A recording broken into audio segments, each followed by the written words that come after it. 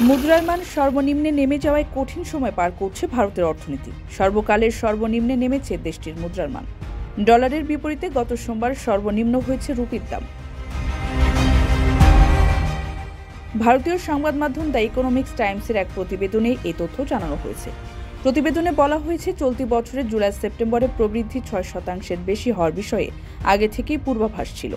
তবে এ প্রবৃদ্ধি কমে 5.4% নেমেছে, যা গত 18 মাসের মধ্যে সর্বনিম্ন। প্রবৃদ্ধি কমায় তার প্রভাব পড়েছে রুপির দামেও। সোমবার ভারতে প্রতি ডলারের বিনিময় মূল্য বেড়ে 84.60 রুপিতে পৌঁছেছে, যা মার্কিন ডলারের বিপরীতে রুপির সর্বনিম্ন মান।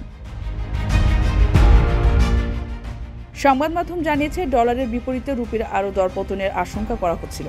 তবে ভারতের কেন্দ্রীয় ব্যাংক আরবিআই এর পদক্ষেপের কারণে কিছুটা থেমেছে। রাষ্ট্রীয় ব্যাংকের মাধ্যমে ডলার বিক্রি করে বাজার থেকে রুপি উঠিয়ে নিয়েছে আরবিআই। ফলে দরপতন কিছুটা ঠেকানো সম্ভব হয়েছে। তবে ধারাবাহিক দরপতনে ব্যবসায়ীরা উদ্বেগ জানিয়েছেন। কয়েক মাস ধরে রুপির দর ঠেকাতে বাজারে হস্তক্ষেপ করে আসছে আরবিআই। রুপির দরপতনে সাধারণ মানুষের দুর্ভোগ বেড়েছে। আমদানি রপ্তানি থেকে শুরু করে বিদেশি শিক্ষার্থীদের পড়াশোনা সব ক্ষেত্রে বাড়তি খরচ করতে হচ্ছে। ফলে সাধারণ গ্রাহকদেরও এর মাসুল দিতে হচ্ছে।